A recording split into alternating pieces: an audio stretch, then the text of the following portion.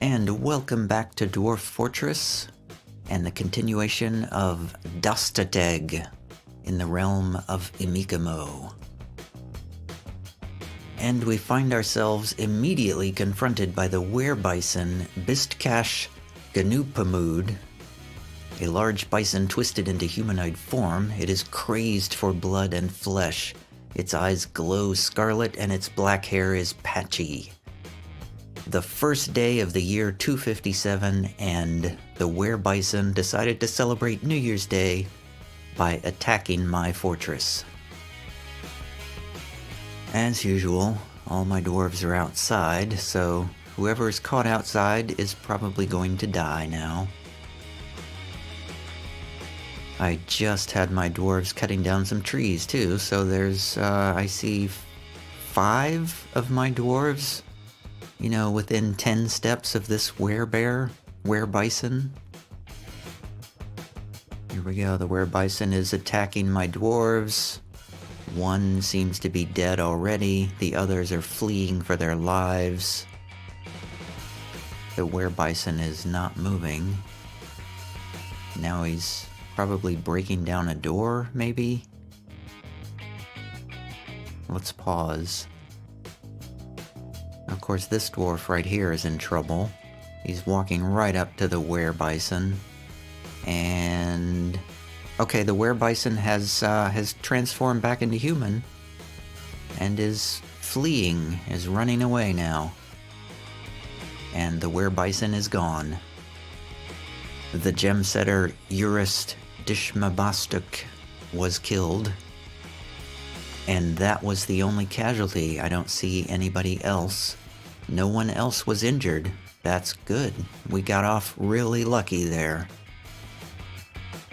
Okay, now that that unpleasant business is over, we can get back to the work of seeking vengeance against the goblins for the massacre at Avuzastel, which was about 4 years ago now. I'm also noticing that my animal pasture is getting quite full. One thing I'd like to do this year is try to clear out this cavern over here to the left. I've built this this area here below the mausoleum that will allow me to breach into the caverns here and secure my dwarven fortress behind a bridge, hopefully. And then we can start clearing this level out and maybe try to build some stuff in here. I'd kind of like to try to get my dwarves off the surface as much as possible. My dwarves are starting to get sick from the sunlight whenever they come above ground. But on the other hand, I'm thinking about building a tower or something to maybe get the goblins' attention. I feel like I've heard that if you build more structures above ground, that the goblins will attack more. And I feel like I'm ready for an attack now. I really want to test my mettle against the goblins.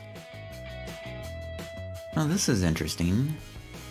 Reg Brass Earth, who is the Baron Consort, wishes to reside in Sword Even for the purpose of soldiering. I think I will approve this.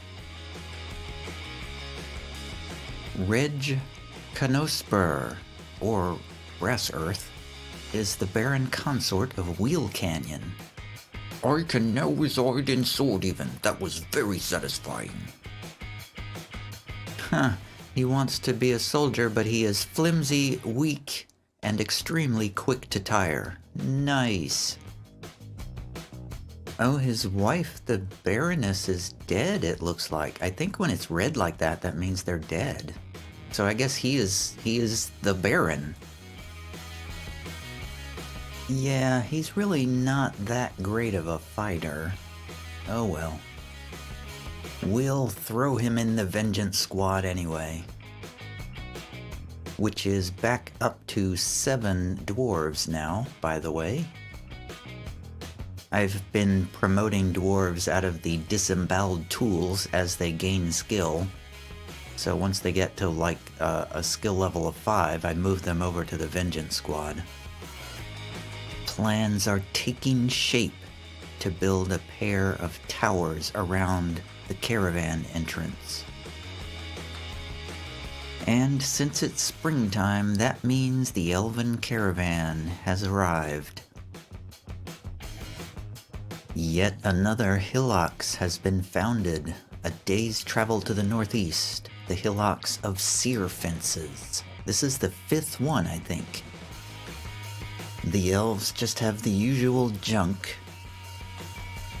Here comes the spring migrants. Our population is now up to 191, with 57 dwarven children. The farmer Stinthad Edzulban has revealed the presence of the severe controls to the Axe-Dwarf Edom and Noradil. Oh, that's one of our artifacts. Oh, so one of our dwarves blabbed about our artifacts to a visiting dwarf. That's what that message is. Something weird is going on. 2 stray kittens and an alpaca, a baby alpaca, have been found dead. The hillocks of Voiced Road has been founded nearly a day's travel to the northeast. The elven caravan is leaving to return to Fuitha Lethu. Now Avu Zazidetkum has revealed the presence of the severe controls to the Axe-Dwarf Edom and Neradil. People are just talking about this severe controls thing all over the place. Have you heard about the severe controls? It's all the rage. It's all anyone's talking about. Now there's a stray cat found dead inside on the stairs. I'm very suspicious about this. I've just noticed there's a couple of disorderly conduct complaints against Zephoni Goosebane Salazas, the child who punched out a goose, and the wax worker. I wonder if I should send that kid to jail. That seems kind of cruel, though. She's only a child. Even though there are 7 witnesses who saw the crime. Just give her a break. Just don't let it happen again. And we have our first artifact of the year. Sileb Rigathgaten has created an artifact that she named after herself, a diorite door. She claims it as an heirloom in the name of the family ancestor Zephon Inktdangle. So this is gonna set the tone for the rest of the year. Let's take a look. It's worth 48,000, not bad. It's decorated with walnut wood and alpaca bone and encircled with bands of round diorite, cavacons, ginkgo wood, pecan wood, and osprey leather. This object is adorned with hanging rings of cowbone and menaces with spikes of diorite and quartzite. On the item is an image of oval cavacons in gold. A truly worthy namesake, I guess. By the way, it looks like we finally got the meat situation under control. I guess I had to build a whole bunch of barrels to put all the meat in. It looks like we have our first unhappy adult dwarf, Udib Sarektastat, a miner. Unfortunately, she is frequently depressed after being caught in the rain in the year 255. Unfortunately, her husband, Izam Idenkakos, was killed, I think, in a previous incident here. I think probably the Forgotten Beast attack. Well, we'll keep an eye on her. I've had the dwarves outside for a while working on these towers near the caravan tunnel entrance, so I'm gonna give them a break for a while and get them back inside, because they're all just throwing up all over the place. So I'm gonna move on to my next project, which is conquering this cavern down here. And summer has arrived.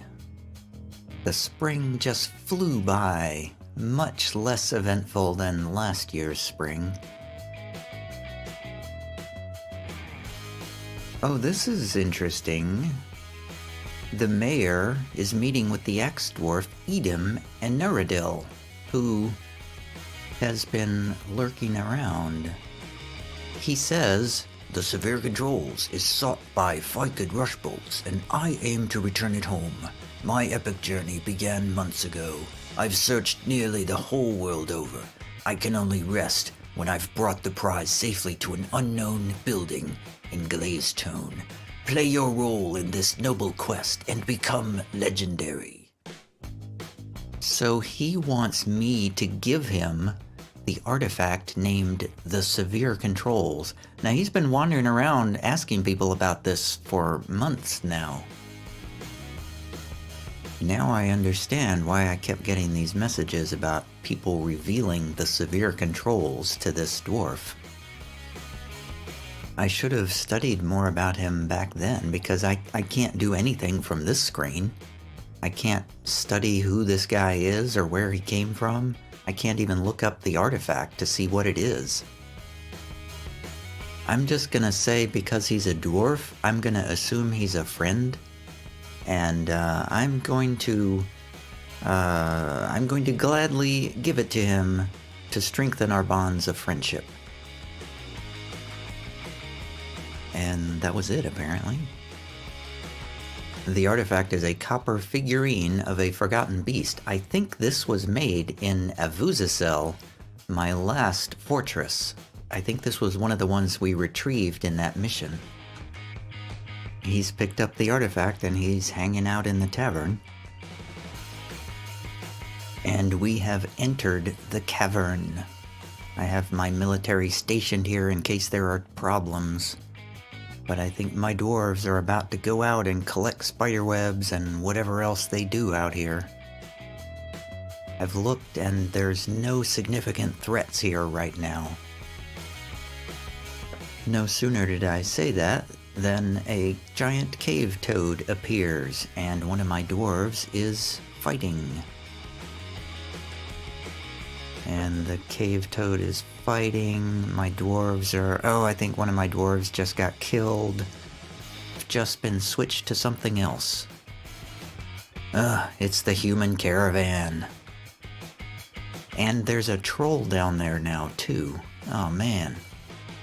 Whoops, this troll got inside. He's just walking right up into my fort. The troll is fighting. Oh, the troll is dead. Wow, nice.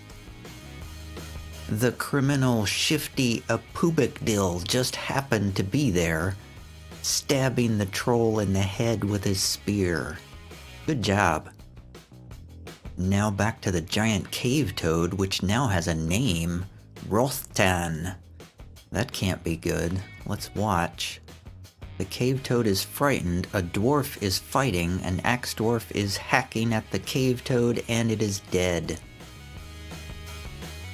The pilgrim, Alla Enerkobi, hacked off that giant toad's head with her copper battle axe.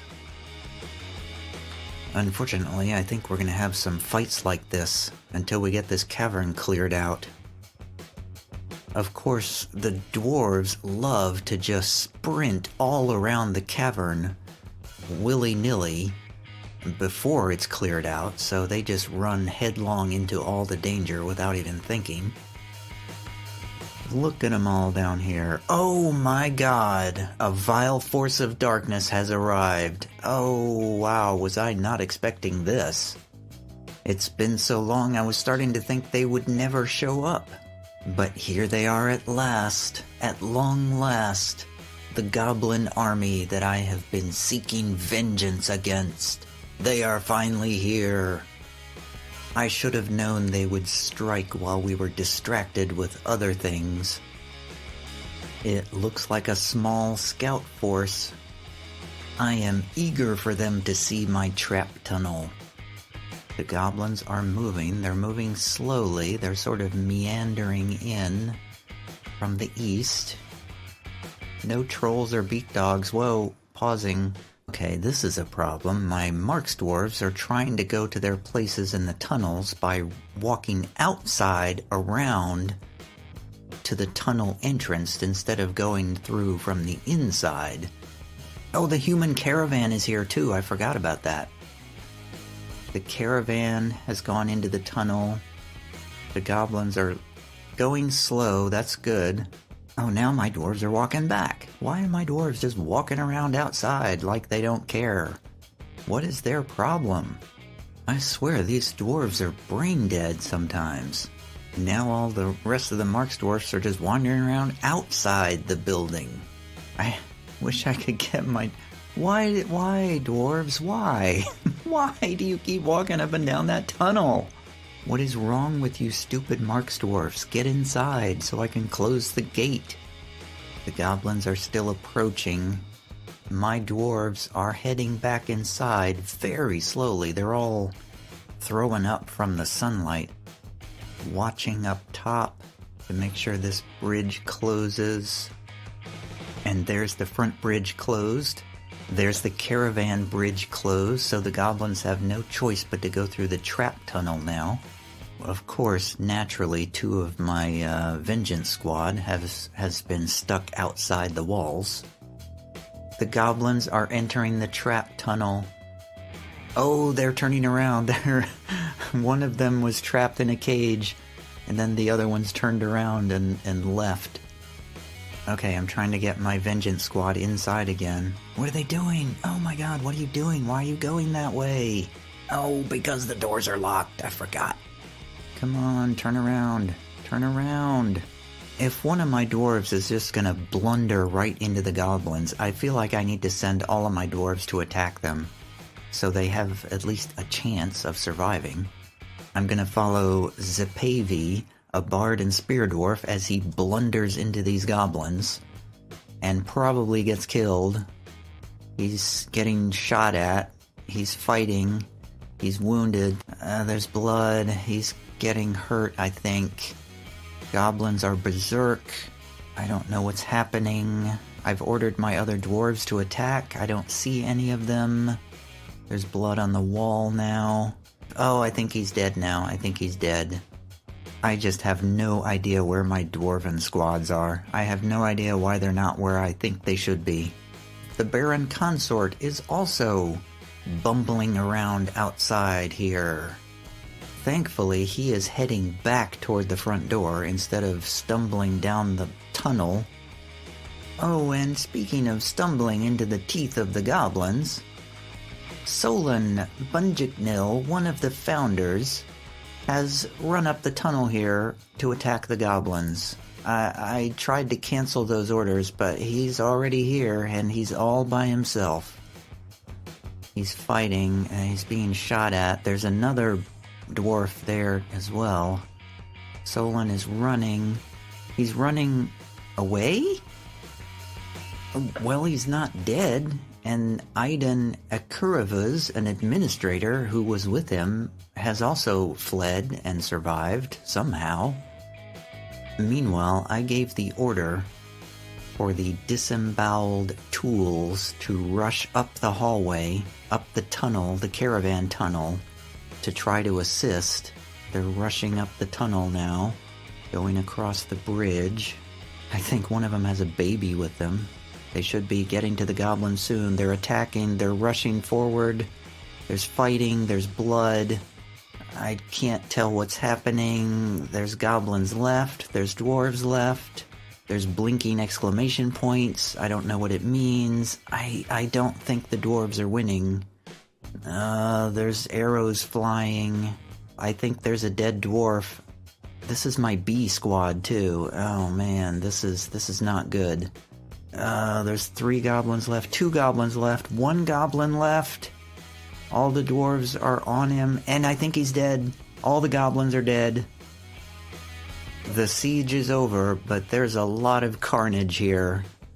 Oh man, it looks like we lost 4 of the disemboweled tools, including the leader. We lost one of the vengeance squad when he just stumbled out there into the goblins by himself like an idiot. We might have lost 2, but I don't remember what happened to the second one. I see 3 dwarves with injuries that need tending.